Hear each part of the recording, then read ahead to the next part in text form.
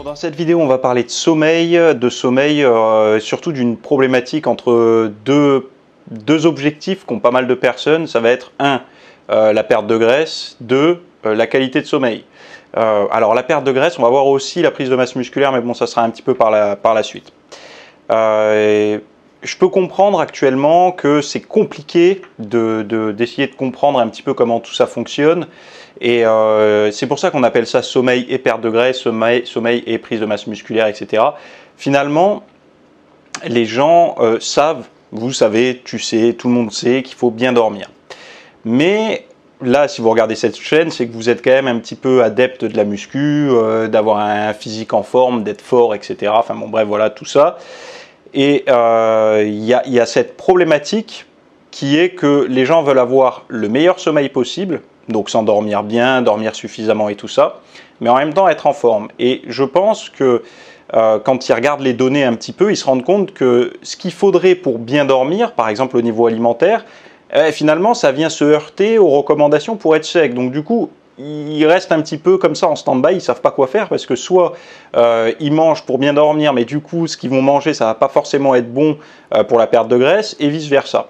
Donc déjà la première chose que j'aimerais discuter, enfin aborder rapidement avec vous là, c'est ce côté quelle est la problématique, c'est-à-dire que sur votre échelle de désagréable, on va dire dans votre quotidien, est-ce que c'est vraiment votre qualité de sommeil qui est néfaste, enfin qui est néfaste pour vous, pour votre quotidien, parce qu'il faut savoir une chose, c'est que un mauvais sommeil, c'est on prend plus de gras, on prend moins de muscles, enfin en tout cas on perd plus de muscles quand on dort pas bien, c'est-à-dire que quand vous avez un sommeil de mauvaise qualité, le ratio muscle-graisse est plus important pour le muscle que pour les graisses, donc ça fait chier quand même.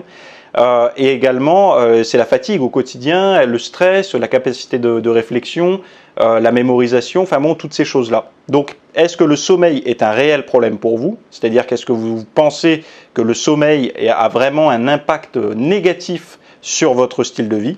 Ou à l'inverse, est-ce que vous avez plutôt envie voilà, d'améliorer votre sommeil pour être en forme, sec? Donc, en fait, quand on arrive à savoir ce qu'on veut, donc c'est pour ça la nature de votre propre question, votre propre problématique, ça va vraiment avoir un impact sur les mesures à prendre. Parce qu'une personne, par exemple, qui a un très bon sommeil, eh ben, il pourra légèrement, et je dis bien légèrement, le dégrader pour sécher plus.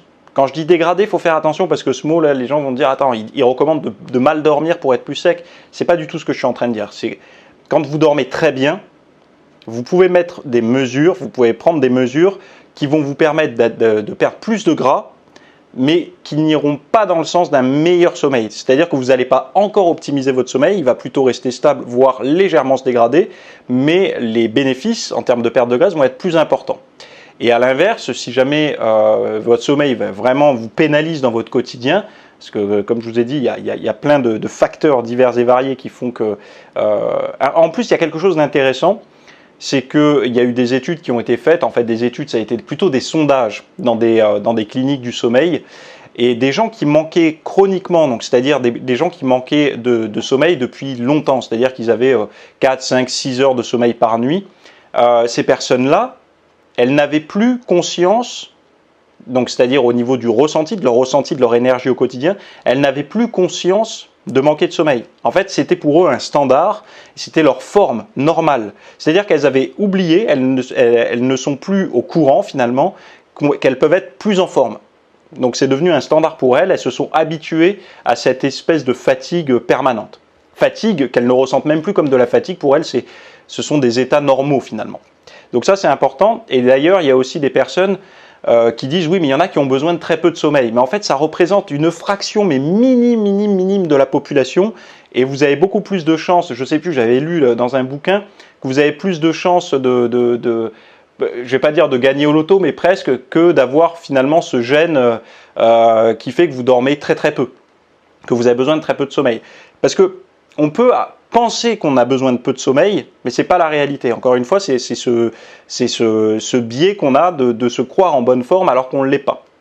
Donc ça, c'est voilà. Et autre chose, beaucoup de personnes pensent que justement les grands de ce monde, vous savez, les entrepreneurs et tout à succès, du style Elon Musk et tout. D'ailleurs, Elon Musk avait dit qu'il avait besoin de 6h30 de sommeil, je crois.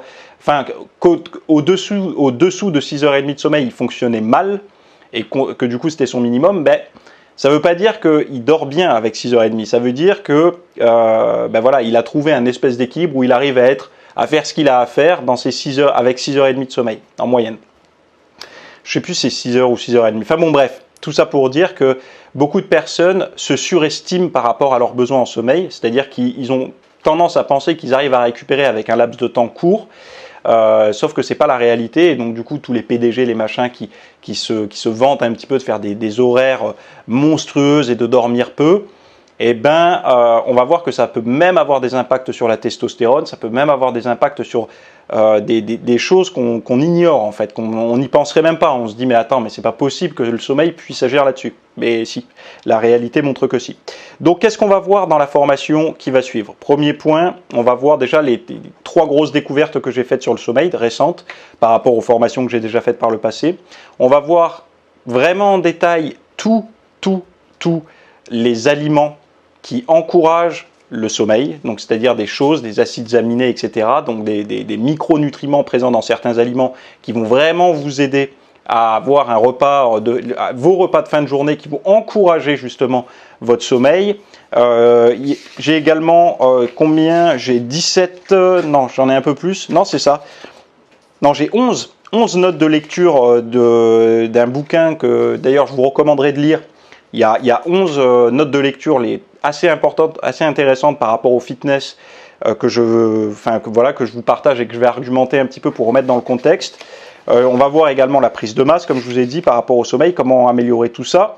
Et bon, bref, on va voir un nouveau rayon, des nouvelles données sur le sommeil qui sont assez... Et d'ailleurs, il y a quelque chose qui est consommé par énormément de personnes au quotidien et qui peut avoir un impact et que beaucoup de personnes... ils n'auraient jamais pensé à ça. Ils n'auraient jamais pensé à ça. Et c'est vraiment là-dessus qu'on va un petit peu travailler pour donner des outils du quotidien pour mieux dormir. Parce qu'encore une fois, sachez une chose, c'est que le sommeil, beaucoup de personnes... Alors, en fait, c'est qui de l'œuf ou la poule, en fait. C'est la journée qui donne un bon sommeil ou c'est le bon sommeil qui donne une bonne journée. Et c'est l'histoire de l'œuf ou la poule, on ne sait pas réellement. Est-ce qu'il fallait être bien reposé pour passer une bonne journée ? Mais est-ce qu'il faut avoir passé une bonne journée pour justement enclencher une bonne récupération derrière?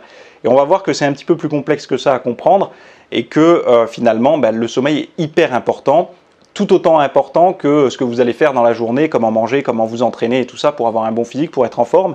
Mais en tout cas, là, c'est vraiment, cette formation, c'est surtout pour des personnes qui ne comprennent pas pourquoi, avec un déficit calorique, avec des entraînements réguliers, avec du cardio, souvent, parfois même en excès, elles n'arrivent pas à sécher, elles se tournent un petit peu vers des tas de choses, mais jamais réellement vers le sommeil. Ce sont des personnes qui dorment mal, ces personnes qui dorment parfois 8 heures par nuit, mais elles se réveillent, elles ont la tronche à l'envers.